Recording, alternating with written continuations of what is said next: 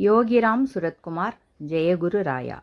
கடவுள் மட்டுமே பாகம் 1 நாம் பார்த்து கொண்டிருப்பது அக்னி பர்வதம் 1947.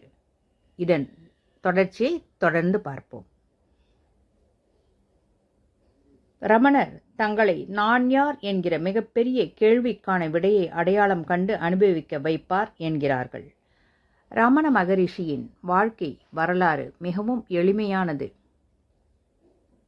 1879 ஆண்டு டிசம்பர் 30 ரமணர் மதுரை அருகே இருக்கும் திருச்சுழியில் பிறந்தார். மிகவும் ஏழ்மையான பிராமண குடும்பத்தில் பிறந்த ரமணரின் இயற்பெயர் வெங்கட்ராமன். வெங்கட்ராமனுக்கு ஒரு அண்ணன், ஒரு தம்பி, ஒரு தங்கை உண்டு. சிறுவயதில் வெங்கட்ராமன் அதிகம் தூங்குவார். அடித்து அவரை எழுப்ப வேண்டும். அவர் தூங்கிக் கொண்டிருக்கும் போது அவரது பள்ளி நண்பர்கள் அவரை குண்டுக்கட்டாக கட்டி தூக்கி கொண்டு போய் எங்காவது போட்டு விடுவார்கள். அப்போதும் வெங்கட்ராமன் தூங்கிக் கொண்டிருப்பார். நண்பர்கள் அதை பார்த்து சிரிப்பார்கள். வெங்கட்ராமனுக்கு 12 வயது ஆகும்போது அவரது தந்தை இறந்துவிட்டார். அது அவரை மிகவும் பாதித்தது. அவரையும் அவரது தம்பியையும் மதுரையில் இருக்கும் அவரது தந்தை வழி மாமா வீட்டில் கொண்டு போய்விட்டு அங்கே படிக்க வைத்தார்கள். வெங்கட்ராமன் தூக்கப் பிரியராக இருந்தாலும் படிப்பில் சிறந்து விளங்கியதாக அவரது சமகாலத்தினர் சொல்கிறார்கள். வெங்கட்ராமன் தனது 16வது வயதில் தனது மாமா வீட்டில் மாடியில் தூங்கிக் கொண்டிருந்த போது அவருக்கு ஒரு ஆழ்ந்த பயங்கரமான அனுபவம் ஏற்பட்டது. தான் இறந்து விடுவோம் என்று பயந்தார். ஆனால் ஏதோ ஒரு உள்ளுணர்வு அவருக்கு வழிகாட்டியது. ஆனால் பயத்தில் ஓடவில்லை. பதிலாக அவர் நேரடியாக சந்தித்தார். உண்மையில் அவர் மரணத்தின் அனுபவத்தை வரவேற்றார். அனுசரிக்க தயாரானார். உண்மையை கண்டுபிடிக்க ஒரு வழியாக அதனை பயன்படுத்தி கொண்டார். வெங்கட்ராமன் தரை மீது படுத்து கொண்டார். உடம்பை இறுக்கமாக்கி கொண்டார். அதாவது விறைப்பாக்கி கொண்டார். சுயமாக தன்னை கேள்வி கேட்டு கொண்டார். அவையெல்லாம் ஒன்று சேர்ந்து ஒரு அதிர்வை அவரிடம் ஏற்படுத்தியது. ஒரு ஆவேசம் அல்லது ஒரு ஆவி அவரை ஆட்கொண்டது போல தெரிந்தது. அந்த அனுபவத்தை அவரது வார்த்தைகளே தெளிவாக விவரமாக வெளிப்படுத்துகிறது. அந்த வார்த்தைகள் மிகவும் பிரபலமடைந்துவிட்டன. ஆசிரமத்திற்குள் இருக்கும் கோவிலில் அவை பொறிக்கப்பட்டிருக்கின்றன. அவை: நல்லது என்று எனக்கு நானே சொல்லிக் கொண்டேன். இந்த உடல் மரணமடைந்துவிட்டது. விறைப்பாகிவிட்ட இந்த உடல் மயானத்திற்கு கொண்டு செல்லப்படும். அங்கு தகனம் செய்யப்பட்டு சாம்பலாகிவிடும். ஆனால் இந்த உடல் இறந்ததும் நான் அழிந்துவிட்டேனா? உடல்தான் நானா? உடல் மௌனமாக இருக்கிறது, செயலற்றதாக இருக்கிறது. ஆனால் எனது ஆளுமையின் முழு சக்தியையும் நான் உணர்கிறேன். நான் என்பதன் ஒளி எனது உடலை தாண்டி இருக்கிறது. அப்படியானால் நான் மரணமில்லா ஆன்மா, மரணம் தொடாத ஆன்மா. விடுதலை எழுப்பிய இந்த அபூர்வ நேரம் முடிந்து விடவில்லை. வெங்கட்ராமன் இந்த தெளிவான காட்சி, அந்த தன்னுணர்வை நினைத்து பார்த்தபடி இருந்தார். அவர் உணர்ந்ததை, அந்த சமாதி நிலையை அவ்வப்போது அனுபவித்தார்.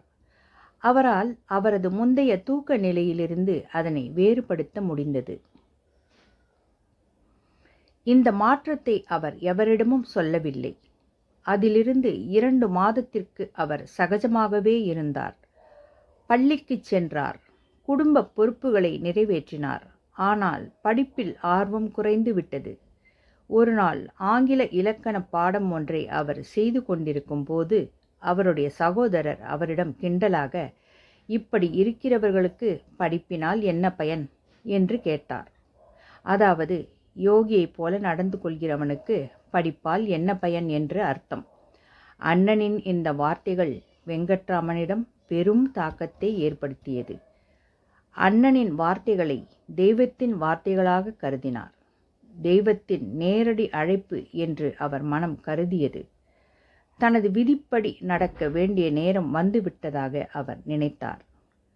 இளைஞன் வெங்கட்ராமன் ஒரு தகவலை எழுதி வைத்துவிட்டு தன்னுடைய மாமா வீட்டிலிருந்து கிளம்பினார். அந்த தகவல் 40 ஆண்டுகளுக்குப் பிறகு யோகிராம் சுரத்குமார் தனது சொந்த வாழ்க்கையிலிருந்து வெளியேறி கடவுளை அடையாளப்படுத்திய வார்த்தைகளை ஒத்திருந்ததுதான் ஆச்சரியம். 1886இல் இளைஞன் வெங்கட்ராமன் அந்த தகவலில் குறிப்பிட்டது இதுதான்: நான் எனது தந்தையின் தேடலில் இருக்கிறேன். அவரது ஆணைக்கு இணங்க நான் இங்கிருந்து கிளம்புகிறேன். ஒரு நன்னடத்தை பயணத்தின் ஆரம்பம்தான் இது. எனவே யாரும் வருத்தப்பட தேவையில்லை.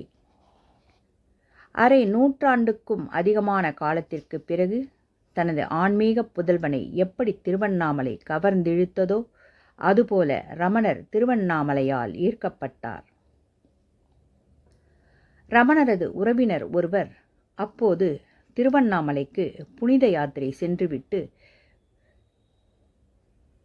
வந்து திருவண்ணாமலையின் மகிமை பற்றி, திருவண்ணாமலை கோயில் பற்றி, அண்ணாமலை பற்றி, அதன் சக்தி குறித்து சொல்லியிருந்தார். இதனை கேட்ட வெங்கட்ராமனுக்கு தான் செல்ல வேண்டிய இடம் எதுவென்று தெளிவாக தெரிந்தது. 3 நாட்கள் ஆனது அவர் திருவண்ணாமலையை வந்தடைவதற்கு.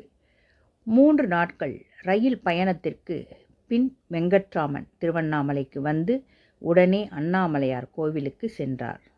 தான் வந்து சேர்ந்து விட்டதை கோவில் கர்ப்பகிரகம் முன்பு நின்று கடவுளிடம் தெரிவித்தார். தந்தையே, நான் வந்து விட்டேன் என்றுதான் சொன்னதாக ரமணரே சொல்கிறார். 1896 செப்டம்பர் 1ஆம் தேதி இது நடந்தது. இளைஞர் வெங்கட்ராமன் கோவில் வளாகத்தில் அமர்ந்து நிஷ்டையில் ஈடுபட்டார். எப்போதும் தியானத்தில் இருக்கும் இவர் மீது உள்ளூர் மக்களுக்கு ஆர்வம் ஏற்பட்டது. சிறுவர்களும் மற்றும் சிலரும் அவருக்கு பிரச்சனையை ஏற்படுத்த அமைதியான இடத்தை அவர் தேடி இறுதியில் கோவிலிலேயே குகை போன்ற ஒரு சின்ன பாதாள அறையை தேர்வு செய்து அதில் அமர்ந்து தியானத்தில் ஈடுபட்டார். இன்று கோவில் அந்த இடத்தை அவர் நினைவாக போற்றி பாதுகாத்து வருகிறது. அந்த பாதாள அறையில் சில மாதங்கள் இருந்தார் அவர். அப்போது அவர் உடல் எங்கும் பூச்சிகள் கடித்து ரணமாக இருந்தது. இதை பார்த்த கருணை உள்ளம் கொண்ட ஒருவர் அவரை அந்த இடத்திலிருந்து கிளப்பி அவரின் உடம்புக்கு மருந்துகள் இட்டார். கடும் தவம் மேற்கொள்ள விரும்பி அவர் இந்த சூழலில் இருக்க விரும்பினாரா, அல்லது தன் உடம்பில் ஏற்பட்டிருக்கும் பூச்சிக்கடிகள் குறித்து அவருக்கு தெரியாதா என்பது தெரியவில்லை. ஆனால் பலரும் பின்னதையே சொல்கிறார்கள். அதன்பின் பல ஆண்டுகளுக்கு வெங்கட்ராமன் அருணாச்சல மலையை சுற்றியிருக்கும் பல குகைகள் மற்றும் கோவில்களில் இருந்தார். அவரது முகத்தில் கருணையும் அமைதியும் ஒரு ஒளியும் இருப்பதை பார்த்துவிட்டு பலரும் அவரை காண வந்தார்கள். வெளியூர்களிலும் அவரது பெயர் பரவியது. முதலில் ஞானச் சிறுவன் என்று அறியப்பட்ட ரமணரை பின்னர் பிராமண சுவாமி என்று அனைவரும் அழைக்கலானார்கள். 1898ஆம் ஆண்டு டிசம்பர் மாதம் அவரது தாயார் அழகம்மாளும் அவரது அண்ணன் நாகசுவாமியும் அவரை காண திருவண்ணாமலைக்கு வந்தார்கள். வீட்டிற்கு திருப்பி வரவேண்டும் என்று கட்டாயப்படுத்தினார்கள். ஆனால் அவர்களது வெங்கட்ராமன் இறந்துவிட்டான். இப்போது இருப்பது கடவுளை உணர்ந்த இளைஞன்தான் என்பதை புரிந்து கொண்ட அவர்கள் திரும்பி ஊர் சென்று விட்டார்கள். அதன் பின்னர் 14 ஆண்டுகள் அவர் அம்மா வரவில்லை. 1900ஆம் ஆண்டு அவரது 20வது வயதில், அதாவது அவர் திருவண்ணாமலைக்கு வந்த 4 ஆண்டுகளுக்கு பின்னர் அவர் அருணாச்சல மலையின் சற்று உயரே ஏறி அங்கிருக்கும் விருபாக்ஷ குகையில் சென்று தங்கினார். இதன் தொடர்ச்சியை நாளை தொடர்ந்து காணலாம்.